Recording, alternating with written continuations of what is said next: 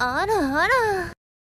Si Momo Ayase ay nagalit nang pilitin siya ng kanyang nobyo na magbigay ng pera para sa kanilang date. Nasipa niya ito nang imungkahi nitong mag-check-in sila sa isang hotel, na nagresulta sa kanilang paghihiwalay. Sa kanyang pagdadalamhati ay nagsumbong siya sa kanyang mga kaibigan, na nagtanong kung bakit niya nagustuhan ang kanyang dating nobyo. Inamin ni Momo na naakit lamang siya dito dahil kahawig ito ng kanyang paboritong aktor na si Kenta Kakura, isang dahilan na itinuring ng kanyang mga kaibigan na walang kabuluhan. Habang naglalakad si Momo sa mga pasilyo ay nakaramdam siya ng kalungkutan. Napansin niya ang isang lalaking estudyante na binubuli sa loob ng isang silid-aralan. Nagpa siya siyang makialam, umupo siya sa mesa ng lalaki at tiningnan ng masama ang mga bully hanggang sa tumigil sila. Pagkatapos ay umalis si Momo ngunit agad siyang nilapitan ng estudyanteng kanyang ipinagtanggol. Masigasig siyang nakipag-usap kay Momo tungkol sa mga alien at UAP, Unidentified Aerial Phenomena, na lalong nagpalala sa kanyang masamang kalooban dahil sa walang tigil na pagsalita nito. Bagamat wala siyang balak na makipagkaibigan sa kanya, humingi ng paumanhin si Momo nang mapagtanto niyang nasaktan niya ang damdamin nito at inamin niyang mas naniniwala siya sa mga multo kaysa sa mga alien. Nang marinig ito, ngumisi ang lalaking estudyante sa kawalan ng paniniwala sa mga multo, kaya ipinagtanggol ni Momo ang kanyang paninindigan sa pamamagitan ng pagbanggit na ang kanyang lola ay isang spirit medium. Humantong ito sa isang mainit na debate tungkol sa kanilang mga paniniwala, na nagtapos sa isang hamon upang patunayan kung ang mga UFO o mga multo ay totoo.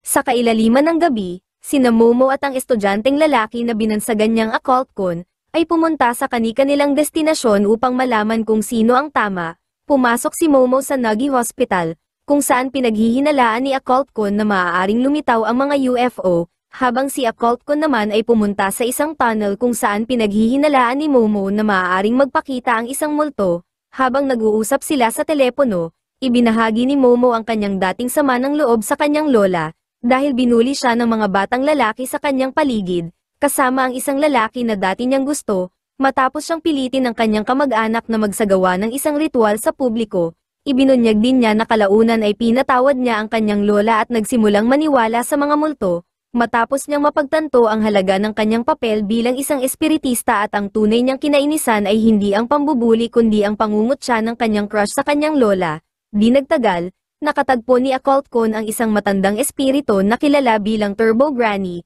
na nag-alok na pasisipsipin siya sa kanyang mga suso kapalit ng paggawa ng chupageti. Tumakas si occultcon sa takot habang itinatanggi ang realidad ng multo. Binalaan siya ni Momo tungkol sa Turbo Granny Ghost, na ipinaliwanag na ang mahuli nito sa isang karera ay nangangahulugan ng pagiging sinumpa. Naririnig ang mga sigaw ni occultcon matapos siyang maabutan ng multo sa kanyang bisikleta. Umalis si Momo upang tulungan siya. Gayunpaman, nang sumulyap siya sa unahan, natakot si Momo sa nakita niyang tatlong misteryosong nilalang na nagkukubli sa pasilyo. Nagpanik siya at sinubukan na tumakas, ngunit nahuli at napigilan siya ng mga ito. Matapos magising at matagpuan ang sariling nakatali sa isang silya at nakasuot lamang ng kanyang panloob, nagpakilala ang mga nilalang bilang Sir Potions, isang extraterrestrial na lahi na naghahangad na makakuha ng kakayahang magparami na katulad ng sa mga tao. Ipinakita ng isa sa mga Serpo ang isang mechanical na aparato mula sa kanilang mababang bahagi, na naglalayong kunin ang kanyang matris at mga reproductive organs sa pamamagitan ng bengbang.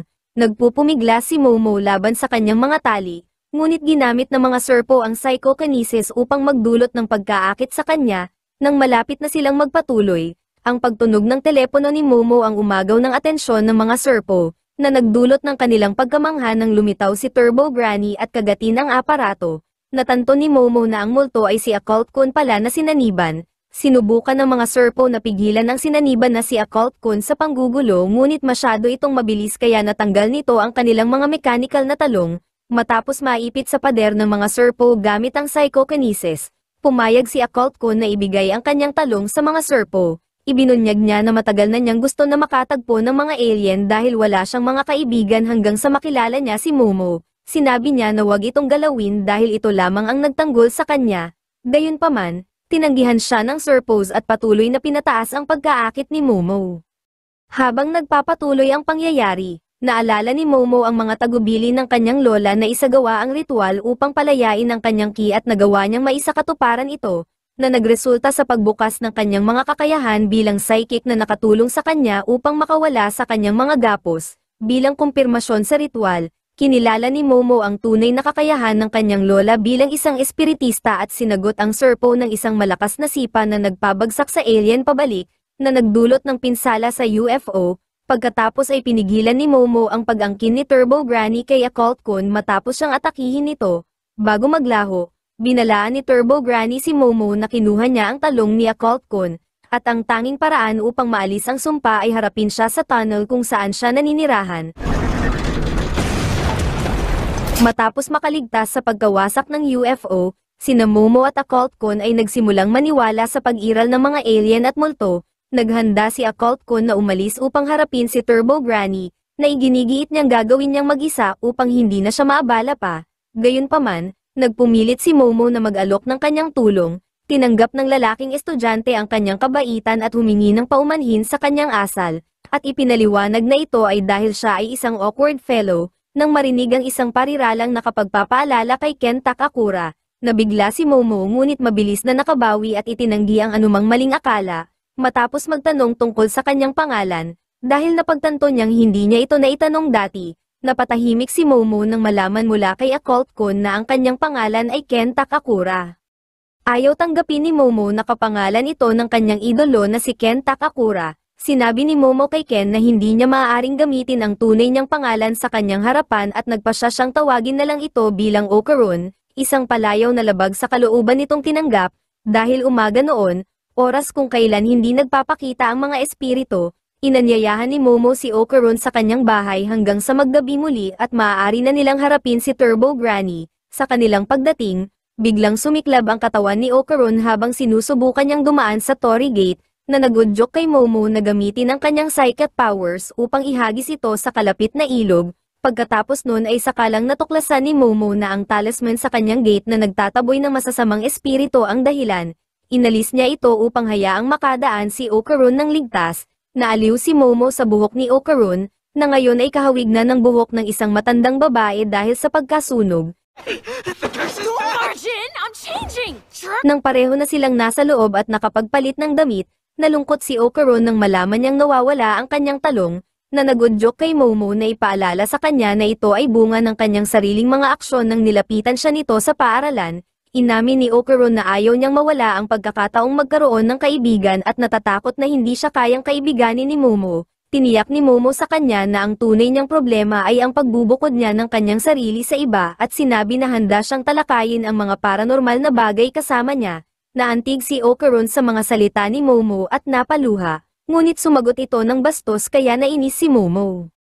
Narinig ng dalawa ang tunog ng doorbell. Dahil hindi pamilyar ang tunog, naniniwala si Momo na ito ay isang masamang espiritu dahil ang kanyang bahay ay may dalawang tunog ng doorbell, isa para sa mga tao at isa para sa masasamang espiritu. Nang mapagtanto na ang dahilan kung bakit nakapasok ang isang masamang espiritu sa kanyang bahay ay dahil inalis niya ang talisman sa Torii Gate, lumabas sina Momo at Okarun sa likod ng bahay at sinubukan na ibalik ang talisman sa tamang lugar. Gayunpaman, natuklasan nila na nagbago ang setting ng tirahan, na may pader na biglang lumitaw na nakabaon sa Torii Gate na pumipigil sa kanila na ibalik ang talisman at humaharang sa anumang pagkakataon nilang makatakas. Nang matuklasan nilang dumudugo ang kanilang mga ilong dahil sa itim na usok na bumabalot sa lugar, nakasalubong ng dalawa ang isang galit na higante na nakabaliktad sa kanilang itaas.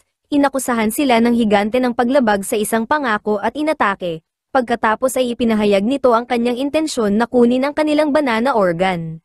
Sina Momo at Okarun ay tumakas at nagtago mula sa mga shockwave ng yabag ng higante, na kinilala ni Okarun bilang ang Flatwoods Monster dahil sa hitsura nito. Hinala ni Momo ay may kaugnayan ito sa mga serpo batay sa motibo nito sa pag-atake. Bagaman nakita ni Momo na imposibleng labanan ang Flatwoods Monster habang pinipigilan ang sumpa ni Okarun gamit ang kanyang kapangyarihan,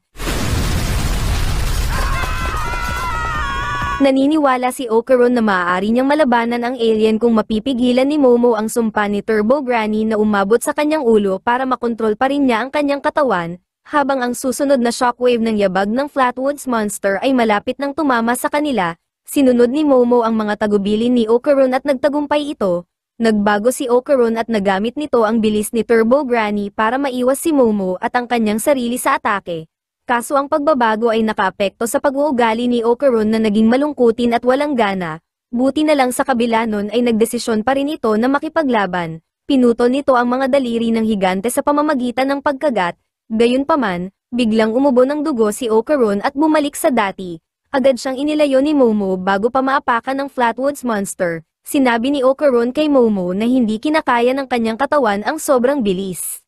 Habang nagtatalo ang dalawa kung paano nila tatalunin ang Flatwoods Monster, napansin ni Momo na ang estilo nito sa pakikipaglaban ay katulad ng sa isang sumo wrestler. Naisip niya na matatalo nila ito kung pipilitin nila itong humawak sa lupa na ipinagbabawal sa nasabing sport, para maisagawa ang plano. Ginamit ni Momo ang kanyang abilidad bilang psychic para pigilan ang sumpa ni Ocaron gamit ang kanyang kanang kamay, na nagbigay daan kay Ocaron na mawasak ang kanang binti ng Flatwoods Monster, at ginamit naman niya ang kanyang kaliwang kamay para hatakin pababa ang katawan ng alien, na nagresulta sa pagkawasak ng kanang kamay nito. Bagamat nasaktan nila ito, nagpatubo ang Flatwoods Monster ng dagdag na pares ng binti para manatiling nakatayo at inihampas si Momo sa pader na humaharang sa Torii Gate.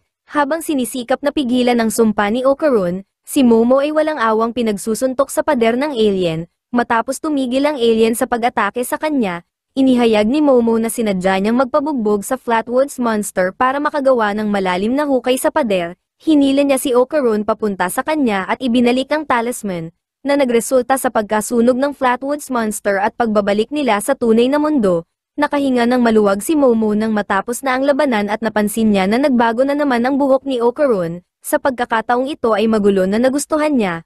Pagkatapos nun ay inabot na ng matinding pagod si Momo at nawalan ng malay, kaya tuluyan ang nahulog si Ocaron sa sumpa ni Turbo Granny.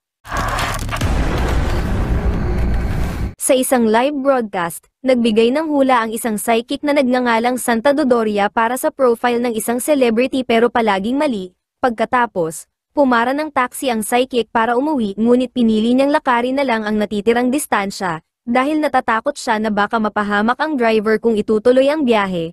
Bago kainin ni Turbo Granny si Momo, dumating ang kanyang lola sa tamang oras para pigilan ang masamang espiritu sa pamamagitan ng paghagis ng brick na may pako at bilog na nagpaliyab kay Turbo Granny. Pagkatapos ay hinamon ng lola ni Momo si Turbo Granny sa isang duelo kaya sumugod ito. Ibinunyag ng lola ni Momo na gumuhit siya ng harang gamit ang kanyang bat para itaboy ang masasamang espiritu sa kanyang paligid, at gumawa rin siya ng isa sa paligid ng masamang espiritu para ikulong siya. Dahil nakakulong sa isang lugar, paulit-ulit na nabugbog ng lola ni Momo si Turbo Granny gamit ang kanyang bat at pinapaapoy tuwing lalapit siya sa nakaguhit na harang. Bagamat nagbabala si Turbo Granny sa lola ni Momo na ang kanyang intensyon na patayin siya ay magreresulta rin sa pagkamatay ni Ocaron, sinabi ng lola na itutuloy niya pa rin ito dahil ang pagtatangka niyang saktan si Momo ay walang kapatawaran. Pagkatapos nun ay pinatay na ng lola ni Momo ang masamang espiritu. Maya-maya ay nagising si Momo sa kanyang kama at bumaba sa sala, kung saan nakita niya ang kanyang lola na tutok sa telebisyon. Nag-aalala si Momo na baka nasa panganib si Ocaron dahil wala siya para pigilan ang sumpa nito, kaya nagtanong siya kung nakita ba ng kanyang lola si Ocaron. Nagulat siya nang marinig na pinuksanan ng kanyang lola ang masamang espiritu kanina. Nag-aalalang nagtanong si Momo para sa karagdagang detalye, ngunit pinaalalahanan siya ng kanyang lola tungkol sa pag-aakusa niya rito na isang peking espiritista. Nang lumuhod si Momo para humingi ng tawad sa pangyayaring iyon, sinabi sa kanya ng kanyang lola na tingnan niya si Ocaron sa pangunahing dambana sa labas. Si Momo na nag-aalala para kay Ocaron ay nagmadaling pumunta sa dambana. Pero nang buksan niya ang mga pinto at makita na ayos lang pala si Ocaron, ang kanyang ginhawa ay napalitan ng inis at isinara ang pinto. Nagtaka si Ocaron kung bakit bigla siyang nagalit. Lumabas ang kanyang lola para sabihin sa kanya na ang sumpa ni Ocaron ay nananahimik kapag nasa loob ng dambana. Pagkatapos ay umamin na sinabi niya lang na namatay si Ocaron para inisin si Momo. Sabay tanong kay Momo kung may nararamdaman ba siya para kay Ocaron, na mabilis naman itong itinanggi. Nang ibunyag ni Momo ang paglitaw ng kanyang kakayahan bilang psychic at ang kalagayan ni Ocaron, nagbabala ang kanyang lola laban sa pakikipaglaban kay Turbo Granny. Ibinunyag na ilang panahon na ang nakalipas ay natuklasan niya na si Turbo Granny ay nakisama sa isang espiritu na nakatali sa lupa sa loob ng tunnel, na naging dahilan para maging isang makapangyarihang masamang espiritu ito na hindi niya kayang harapin. Sa kabila ng sinabi ng kanyang lola na lumayo siya kay Ocaron, Iginiit ni Momo na tutulungan niya ito dahil naniniwala siya na iyon ang gagawin ni Ken Takakura. Tinukso si Momo ng kanyang lola sa pamamagitan ng paghahambing kay Ken Takakura na hinahangaan niya kay Okarun, pagkatapos ay pumayag na ang kanyang lola na harapin niya si Turbo Granny at sinabi ang estratehiya. Ipinaliwanag ng lola ni Momo na dapat magsanay sina Momo at Okarun bilang paghahanda para labanan si Turbo Granny sa isang laro ng tag, bilang paraan para mailabas nila ito sa Shono City at mabawasan ang kapangyarihan nito. Pag-alis ng lola ni Momo, nagpahayag ng pagsisisi si Okarun kay Momo dahil sa pagiging mahina niya laban sa Flatwoods Monster at nangako na magpapalakas siya. Sinabi ni Momo sa kanya na nagpakita siya ng katapangan noong engkwentro sa alien at ipinahayag nito ang kahandaan niya na iligtas siya kung kinakailangan. Naghanda si Momo na kuhanan si Okarun ng futon para sa pagtulog nito at barley tea matapos nitong humiling ng tubig. Sa sala, pinapanood ng lola ni Momo ang isang ulat sa telebisyon tungkol sa sikreto ni Shoma na naungkat sa publiko. Ito ang celebrity na hinulaan niya. Nagpapatunay ito na totoo ang mga hula ng lola ni Momo sa celebrity. Nagkomento si Momo na ito ay walang kwentang balita. Sa kanilang pagsasanay, nakikita ni Momo ang matinding pangangailangan ni Okarun na gumamit ng banyo ngunit hindi niya ito pinapayagan, dahil kailangan niyang samahan ito sa lahat ng oras upang pigilan ang sumpa at ayaw niyang makita ang pagbabawas nito. Ipinaliwanag niya sa kanyang lola na ang paraan ng kanyang psychokinesis ay sa pamamagitan ng pagkapit sa mga aura na nakikita niya at inamin na mas malakas siya noong unang lumabas ang kanyang kapangyarihan. Pinayuhan siya ng kanyang lola na ipikit ang kanyang mga mata at gamitin ang kanyang pandama upang kontrolin ang sumpa ni Okarun sa halip na ang kanyang paningin. Sinubukan ni Momo na sundin ang sinabi ng kanyang lola pero nabigo siya dahil pagdilat niya ay mukha ng Turbo Granny si Okarun, dahil hindi na makatiis. Kumaripas na ng takbo si Okarun papunta sa banyo kasama sina Momo at ang kanyang lola na humahabol. Sa bandang huli ay tumae si Okarun na nakabukas ang pinto para mapigilan pa rin ni Momo ang sumpa. Nalaman ni Momo mula sa kanyang lola na ang buong potensyal ng kanyang psychic powers ay hindi pa nagagamit at kailangan niya ng pagsasanay upang unti-unti itong magamit. Biglang nakita ni Momo na dumudugo ang ilong ng kanyang lola at natakot nang makita si Turbo Granny sa banyo. Ipinaliwanag ni Turbo Granny na ang kanyang sumpa ay may kakayahang patayin ang sinumang makita ni Okarun. Hinamon niya si Momo na harapin siya sa tunnel ngayong gabi o magsisimula siyang pumatay ng walang pinipili para hindi na ito makapagsanay pa. Pag-alis ni Turbo Granny ay inutusan ng kanyang lola si Momo na sabihin ang mga naganap, bago sila umalis papunta sa tunnel. Binigyan ng lola ni Momo sina Momo at Okarun ng mga kasuotan na dinisenyo para protektahan sila mula sa masasamang espiritu. Nagmakaawa kay Momo ang kanyang lola na bumalik siya ng ligtas habang nakayakap, pagkatapos ay nanalangin ito sa mga Diyos na bantayan silang dalawa, habang nasa tren patungo sa tunnel. Nag-aalab sa galit si Momo kay Turbo Granny dahil sa pananakit nito sa kanyang lola at nanumpa ng paghihiganti. Si Momo at Okarun ay nag-aalangan na pumasok sa tunnel ni Turbo Granny. Nagpaplano sila ng kanilang diskarte para harapin ang masamang espiritu. Ipinahayag ni Momo ang kanyang kumpiyansa na ang laban na ito ay hindi gaanong mahirap kumpara sa kanilang nakaraang engkwentro sa Flatwoods Monster. Gayunpaman, nagulat sila nang makita ang isang napakalaking ulo ni Turbo Granny na humaharang sa pasukan at labasan ng tunnel. Tinangka ni Momo na atakihin ito gamit ang mga bat pero hindi umubra. Sa isang desperadong hakbang, hinimok ni Momo si Okarun na gamitin ang kapangyarihan ni Turbo Granny. Kaso agad itong nakontra ni Turbo Granny sa pamamagitan ng pagbabalik ng talong ni Okarun na magpapawalang bisa sa kapangyarihan ng sumpa. Sa sandaling malapit na silang makain ni Turbo Granny, biglang naalala ni Momo ang sinabi ng kanyang lola na hamunin si Turbo Granny sa isang laro ng habulan. Para samantalahin ang kumpiyansa nito sa kanyang bilis, nakaramdam si Turbo Granny ng pangmamaliit kaya tinanggap nito ang hamon ni Momo. Mabilis na tumakbo ang dalawa habang sinisimulan na ni Turbo Granny ang pagbilang hanggang 10 minuto upang bigyan sila ng panahon na lumayo. Kaso imbes na 10 minuto ay 10 segundo ang ginawang pagbilang ng kupal kaya nahuli nito si Momo bago pa sila makalabas ni Okarun sa tunnel. Nagalit si Okarun at nagprotesta. Inakusahan niya si Turbo Granny ng pandaraya, pero nagpalusot lang si Turbo Granny na wala namang sinabi sa rules na dapat tama ang pagbilang. Dahil wala nang pagpipilian, nagpa siya si Okarun na kagatin ang lawlaw na melon ni Turbo Granny. Sinubukan na magpumiglas ni Turbo Granny pero hindi niya magawa dahil pinipigilan ng damit ni Okarun ang kanyang kapangyarihan. Nagpasya siya na saniban na lang si Okarun at agad na sinira ang damit, Handa na sana niyang kainin si Momo pero bigla siyang namilipit sa sakit. Lumalabas na naalala pala ni Momo ang itinuro ng kanyang lola tungkol sa paggamit ng pakiramdam. Pinigilan ni Momo ang aura ni Turbo Granny hanggang sa ito ay ganap ng makulong sa loob ni Ocaron. Kaso habang nagdiriwang sila sa kanilang tagumpay ay biglang lumabas ang espiritu ng lupa para iligtas si Turbo Granny at hinabol sila hanggang sa labas ng tunnel. Sina Momo at Ocaron ay tumatakas para sa kanilang buhay mula sa espiritong crab ng lupa. Si Ocaron na pinalakas ng bilis ni Turbo Granny sa kanyang sinumpang anyo ay binuhat si Momo sa kanyang likod. Sinubukan nilang takasan ang espiritu hanggang sa makarating sila sa bayan, kung saan nagmukha silang tanga dahil sila lamang ang nakakakita dito. Nang umabot na si Ocaron sa kanyang limitasyon sa pagtakbo, si Momo ay gumawa ng plano at inutusan si Ocaron na pasunurin ang espiritong crab sa hot spring. Alam niya na ang mga kalamnan ng isang alimango ay tumitigas kapag nalagay sa kumukulong tubig. Ginamit ni Momo ang kanyang kapangyarihan upang hatakin pababa ang isang tubo na may mainit na tubig patungo sa espiritong crab. Napabagal nito ang espiritu at nagkaroon sila ng pagkakataon na makatakas sa Shono City. Gayunpaman kaagad din silang na-corner ng mga mamamayan na sinapian ng mga espiritu na tinawag ni Turbo Granny at ng espiritong crab mula sa kalapit na sementeryo. Sinabi ni Turbo Granny sa dalawa na siya at ang espiritu ng lupa ay pipigilan ang kanilang pag-alis sa Shono City anuman ang mangyari. Dahil wala ng takas, napilitan si Ocaron na gamitin muli ang kapangyarihan ni Turbo Granny para mabilis na madala si Momo paalis sa gitna ng karamihan. Ang kanilang pagtakas ng sobrang bilis ay nagdulot ng sakit sa kanilang katawan. Nang mapagtanto ni Momo na nabitiwan niya si Turbo Granny, isang malakas na sipa mula dito ang kanilang natanggap at nawalan ng malay si Ocaron.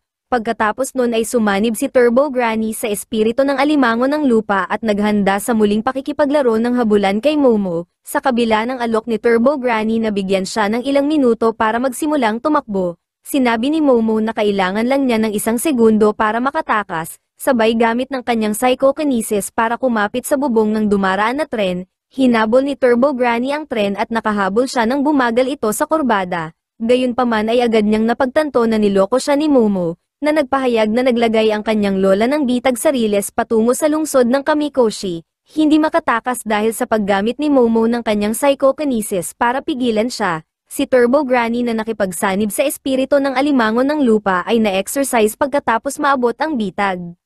Matapos matalo si Turbo Granny, bumalik ang dalawa kasama ang lola ni Momo sa tunnel para bigyang pugay ang mga espiritu. Doon ay ibinunyag ng lola ni Momo ang madilim na nakaraan ng tunnel bilang lugar kung saan may mga pinagsamantalahan at pinatay na mga batang babae. Ipinaliwanag rin nito na pumunta doon si Turbo Granny para bigyan ng kapanatagan ang mga espiritong hindi makatawid sa kabilang buhay. Bago umalis ay itinuro niya kay Momo ang mga prinsipyo ng pagsasama ng mga nabubuhay at patay at nagpahayag ng ginhawa na hindi napinsala si Momo.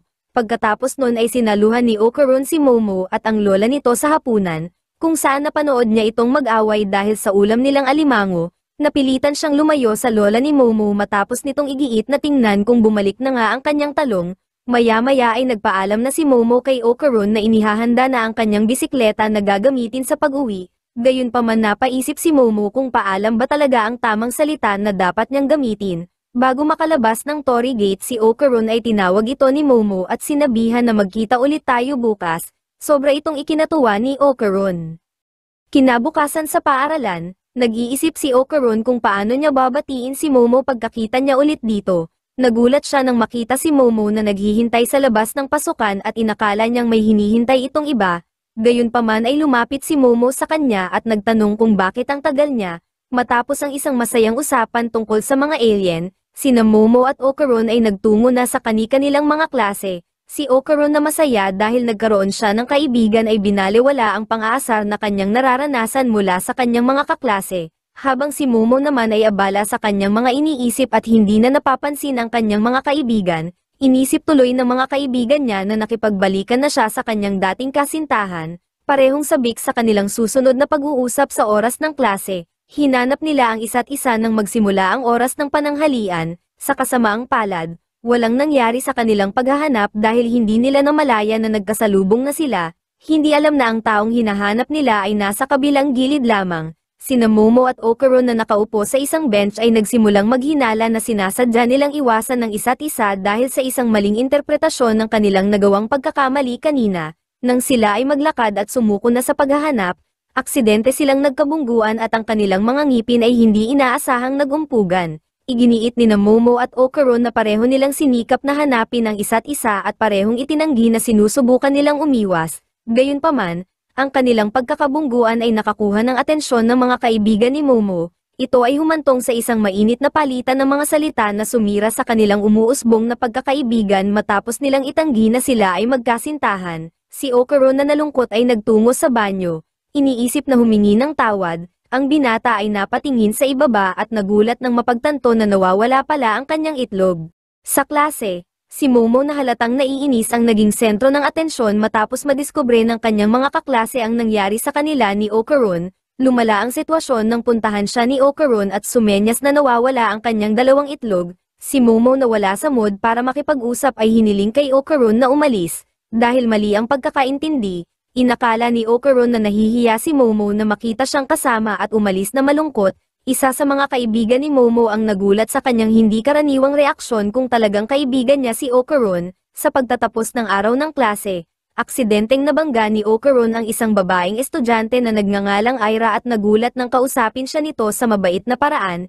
Habang naglalakad si Momo at nagsisisi sa kanyang asal kanina, napansin niya si Okaron kasama si Aira, na pagkatapos ay narinig niyang nagmamayabang sa kanyang mga kaibigan tungkol sa pagmamanipula niya sa damdamin ni Okaron gamit ang kanyang pekeng kabaitan.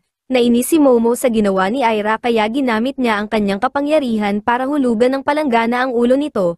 Nagtataka ang mga kaibigan ni Aira kung paano yun nangyari. Pagkatapos ay nilapitan ni Momo si Okaron at masayang sinabi na sabay silang umuwi bilang parinig kay Aira. Sa kanilang pag-uwi, nagpahayag ng pagsisisi si Momo kay Okaron para sa kanyang asal kanina. Agad naman siyang pinatawad ni Okaron na biglang binago ang usapan para sabihin ang kanyang problema na pagkawala ng kanyang mga itlog. Habang pinagtatawanan ni Momo ang kalagayan ni Okaron, pinagalitan ni Seiko si Okaron dahil hindi ito pumayag na magpatingin sa kanya kahapon. Matapos ang mabilis na pagsiyasat sa kaluluwa ni Okaron, inutusan ni Seiko si Momo na kumuha ng manika at isang palanggana ng tubig dahil nalaman niya na may isang bagay sa loob nito. Hinampas ni Seiko si Okaron sa ulo gamit ang harisen na ikinagulat nito. Tinanong ni Seiko kung may napansin si Momo na anumang pagbabago. Sinabi ni Momo na nakita niyang nagbago ang kulay ng aura ni Okaron at inutusan siya ni Seiko na kunin ang aura kapag nagbago ulit ang kulay nito. Nagulat sila nang makitang nabuhay ang manikang pusa at kumaripas ng takbo palabas ng kwarto. Ginamit ni Momo ang kanyang kapangyarihan para maramdaman ang aura ng manika at mahuli. Nagpakita ng pagkainis ang manika at sumigaw ng pakawalan siya. Sinabi ni Seiko kay Momo at Okaron na ang manika ay si Turbo Granny, na nagpaliwanag na nakaiwas siya sa pagpapaalis ng masamang espiritu sa pamamagitan ng pagpasok kay Okaron sa huling sandali. Ipinahayag ni Turbo Granny ang kanyang intensyon na maghiganti kapag bumalik ang kanyang kapangyarihan, na nagtulak kay Momo na pagalitan ang yokai dahil hindi nito napagtatanto na wala na siyang laban sa kanila. Tinakot ni Okaron si Turbo Granny na papatayin kung hindi nito ibabalik ang kanyang itlog. Ganun pa man hindi natakot si Turbo Granny dahil ayon dito ay lalong hindi na mababawi ni Okaron ang kanyang mga itlog kapag siya ay namatay. Sa halip ay inutusan ni Turbo Granny si Okaron na patayin sina Momo at Seiko kapalit ng mga itlog nito. Nang marinig ito, nag-transform si Okaron sa kanyang Turbo Granny form na puno ng galit. Ibinunyag ni Seiko na bagamat ang kamalayan ni Turbo Granny ay nakalabas mula sa katawan ni Okaron, ang kanyang kapangyarihan ay naiwan sa loob nito dahil sa kanyang pagmamadali na makalaya. Ikinagulat ito ni Turbo Granny. Pagkatapos nun ay galit na pinaghahampas ni Seiko si Turbo Granny ng kanyang harisen. Sa kabila ng kanilang pag-aaway, inamin ni Momo kay Turbo Granny na hindi niya kayang magalit sa kanya pagkatapos na matuklasan ang kanyang nakaraang kabutihan sa mga batang babae na namatay sa tunnel. Kaya naman nagmungkahi na lang si Momo ng isang kasunduan, na ibabalik niya ang kapangyarihan ni Turbo Granny kung ibabalik nito ang mga itlog ni Okaron. Tinanggap ni Turbo Granny ang alok ngunit malungkot niyang ipinaalam sa tatlo na nawala niya ang mga itlog. Inilarawan ni Turbo Granny ang itlog bilang bilog na nababalot ng gintong espiritual na enerhiya. Nang hindi ito natagpuan ni Momo at Okaron, Naghinala si Lola Turbo na maaaring kinuha ito ng isang espiritu o yokai na naakit sa malakas na life force nito. Mukhang walang interes si Turbo Granny sa paghahanap ng itlog kaya pinagtulungan itong apakan ni Momo at Okarun. Nang magulat sila kay Seiko, nag-alok ito ng tulong sa pamamagitan ng pagkalap ng impormasyon at nagbabala kay Okarun na kontrolin ang kapangyarihan ni Lola Turbo na nasa kanyang loob. Kinabukasan sa paaralan, sinalubong si Okarun ng isang kaklase niyang lalaki na humihiling na ipakilala siya kay Momo dahil malapit daw sila sa isa't isa. Nang marinig na pinupuri ng kanyang kaklase ang kagandahan ni Momo ay napagtanto ni Okarun na totoo nga ito. Ganun pa man pinilit niyang pigilan ang mga ganitong kaisipan dahil itinuturing lamang niya itong kaibigan. Pagkatapos ay nalaman niya mula sa kaklase na may kumakalat na chismis tungkol kay Momo na nagpapagalaw ito sa kung sino-sino. Galit na hinawakan ni Okarun sa kwelyo ang kanyang kaklase at tinanong kung sino ang nagpakalat ng chismis. Dahil sa galit, hindi sinasadyang na-activate ni Okarun ang kapangyarihan ni Turbo Granny na ikinatakot ng kanyang kaklase. Nang mapagtanto ang nangyayari ay kumalma si Okarun, humingi ng paumanhin at umupo sa kanyang upuan. Pagkatapos ay biglang lumabas sa kanyang bag si Turbo Granny kaya napilitan siyang tumakbo palabas ng silid-aralan. Nalaman niya na pinayagan pala itong gumala ni Seiko dahil wala naman daw itong magagawa. Hinikayat siya nito na ibalik ang kapangyarihan pero agad niya itong tinanggihan. Biglang dumating si Momo at sasabihin sana ni Okarun sa kanya ang tungkol kay Turbo Granny, pero bigla siyang nahiya nang makita niya ang kagandahan nito. Lumakad palayo si Okarun at naiinis itong hinabol ni Momo. Pagbalik sa klase ni Momo ay nagtataka pa rin ito kung bakit siya iniiwasan ni Okarun, hanggang sasabihin ng isa niyang kaibigan na ipinagtanggol siya ni Okarun mula sa estudyante na nagbanggit ng masamang chismis tungkol sa kanya. Ganun pa man hindi pa rin maintindihan ni Momo kung bakit siya iniiwasan ni Okarun. Pagkatapos nun ay pinakita si Aira na tuwang-tuwa na pinupuri ng ibang mga estudyante ang kanyang kagandahan. Sinasabi nito sa kanyang isipan na siya ay nadidismaya dahil hindi naging epektibo ang masamang chismis na kanyang ikinalat tungkol kay Momo, na tinawag niyang demonyo dahil nakita niya itong gumamit ng psychic power. Ganun pa man ay itinuturing niyang biyaya ang pagkakaroon ng kakayahan na makakita ng kakaiba at naniniwala siya na misyon niyang iligtas ang mundo. Sabay labas ng isa sa mga kintama ni Okarun. Noong nakaraang gabi, natuklasan ni Aira ang isa sa mga kintama ni Okarun matapos itong bumagsak sa kanyang ulo at bago niya makita ang liwanag sa kahabaan ng riles. Sa kasalukuyan, inihatid ng mga kaibigan ni Aira ang mga gamit na hiniling niya para sa kanyang misyon sa pagliligtas ng mundo, isang Biblia at isang krus. Pagkatapos sabihin ng isa sa kanyang mga kaibigan na kakaiba ang kanyang kinikilos, binalaan niya ang mga ito tungkol sa isang misteryosong babaeng nakasuot ng pula sa labas ng paaralan. Nang sabihin ng kanyang mga kaibigan na wala silang nakikita ay ipinagpalagay niya na ang nilalang ay ang familiar ni Momo na ipinadala upang obserbahan sila. Habang sinusubukan niyang magtago mula sa babae ay may dumating na dalawang lalaki kaya agad niyang binago ang kanyang personalidad sa pabebe. Kasabay nito ay sinenyasan niya ang kanyang mga kaibigan na magkita pagkatapos ng klase. Sa bubong ng paaralan, pinipilit ni Momo si Okarun na tumingin sa kanya pero nagdahilan ito na binabantayan niya si Turbo Granny na kumakain.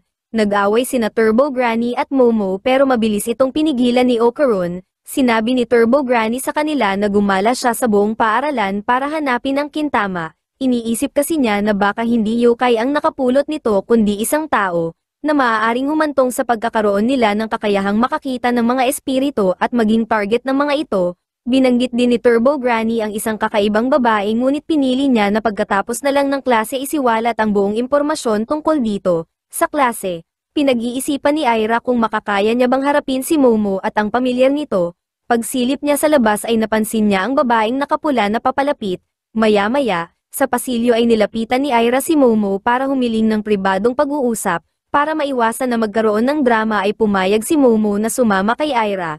Pag-alis ni Momo ay may sinabi si Turbo Granny kay Okarun, sinundan ni Aira si Momo sa isang abandonadong gusali, kung saan tinambangan siya ng dalawang kaibigan nito at iginapos. Sinubukan ni Aira na magsagawa ng pagtataboy ng masamang espiritu sa kanya gamit ang krus at ang Biblia. Sa sobrang pagkainis ay ginamit ni Momo ang kanyang psychic ability para itapon ang mga kaibigan ni Aira palayo. Matapos itong makita ay kinuha ni Aira ang kintama para gamitin laban kay Momo. Nang mapagtanto ni Momo na hawak ni Aira ang isa sa mga kintama ni Okarun, sinubukan niyang sabihin sa kanya na itlog yun ni Okarun pero nabastusan lang ito at hindi naniwala. Pagkatapos nun ay dumating si Okaron at binalaan si Momo na si Aira ang target ng mahiwagang babae, na biglang lumitaw para kunin si Aira palayo kay Momo. Matapos makuha si Aira, ipinahayag ng mahiwagang babae na siya ang nanay nito. Sinubukan ni Okaron na iligtas si Aira gamit ang kapangyarihan ni Turbo Granny pero madali siyang naiwasan nito. Nahawakan ng babae si Okaron at inilagay sa kanyang bibig para kainin. Sinubukan ni Momo na iligtas si Okaron gamit ang kanyang kapangyarihan pero nasipa siya ng babae. Pagkatapos kainin si Okaron, ibinunyag ng babae kay Aira na mahigit 10 taon na siyang naghihintay na muli silang magkasama, mula noong huli nilang pagkikita noong bata pa si Aira at kinilala siya bilang kanyang ina. Nakabangon si Momo at hiniling sa babae na ibalik si Okaron, pagkatapos nalito siya sa sigaw ni Aira tungkol sa pagsasanib puwersa upang talunin ang demonyo. Lumitaw si Turbo Granny at ipinaalam sa kanya ang impormasyon mula sa ninakaw niyang telepono ni Muko na ang kanilang kalaban ay nagngangalang Acrobatic Silky, isang yokai na nakasuot ng pulang damit na kilala sa kanyang liksi.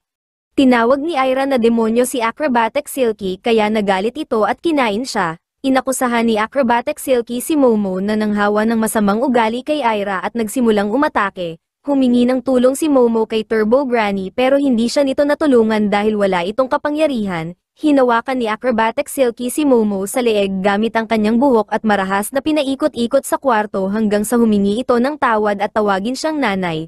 Gayunpaman tumanggi si Momo na gawin ang gusto ni Acrobatic Silky kaya kinain din siya nito. Hinarap ni Turbo Granny si Acrobatic Silky at binalaan na pakawalan ang mga bata kung ayaw niyang maparusahan. Nang hindi sumunod si Acrobatic Silky ay sinabi sa kanya ni Turbo Granny na masusunog siya.